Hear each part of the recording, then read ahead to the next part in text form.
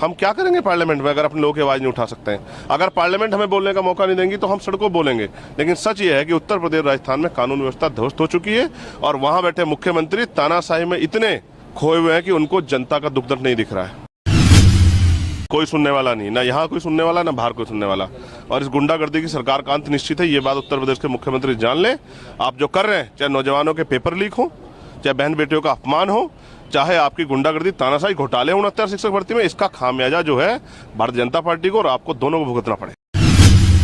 मैं फिर आपसे कह रहा हूं, अगर सुप्रीम कोर्ट नहीं होता तो शायद उत्तर प्रदेश सरकार कभी ये मान पाती कि उन्होंने जो फैसला किया था, उन्होंने जो ऑर्डर पास किया था, वो गलत था।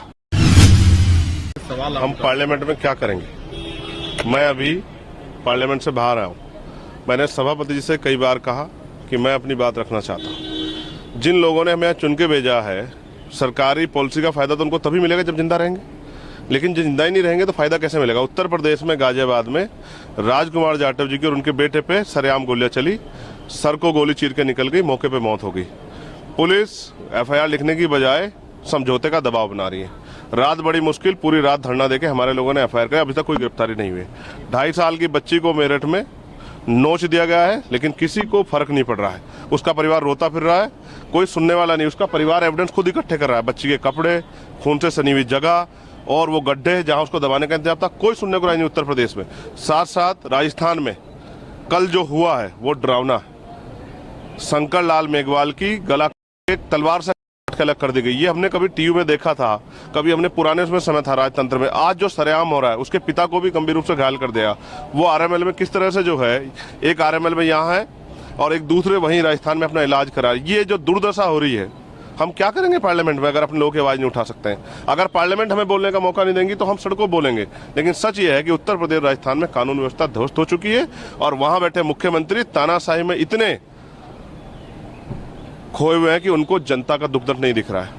क्या कहें, किससे कहें? कोई सुनने वाला नहीं है, पार्लियामेंट में कोई सुनने को राजी नहीं। क्या करेंगे पार्लियामेंट में?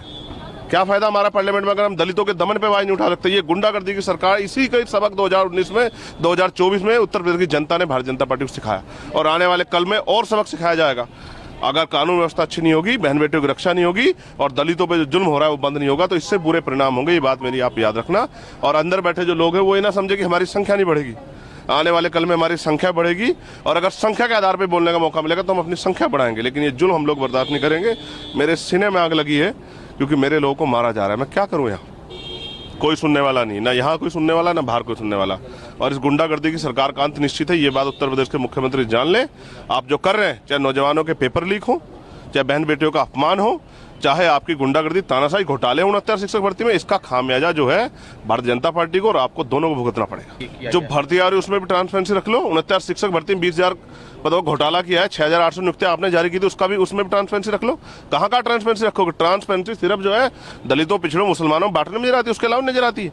मैं फिर आपसे कह रहा हूं, अगर सुप्रीम कोर्ट नहीं होता तो शायद उत्तर प्रदेश सरकार कभी ये मान पाती कि उन्होंने जो फैसला किया था, उन्होंने जो ऑर्डर पास किया था, वो गलत था। ये मैं कह रहा हूं, इसको ये निहायत सड़े हुए गुंडई के फैसले, इनका जो है इंतजाम उत्तर प्रदेश की जनता करने जा रही है और आप देखना उपचुनाव में भी सूर समेत सबक जो है भारतीय जनता पार्टी को जनता सिखाएगी। लेटेस्ट अपडेट के लिए हमारे चैनल न्यूज इंडिया फर्स्ट को लाइक, शेयर एंड सब्सक्राइब करें एंड यस, बेल आइकन को प्रेस करना ना भूलें।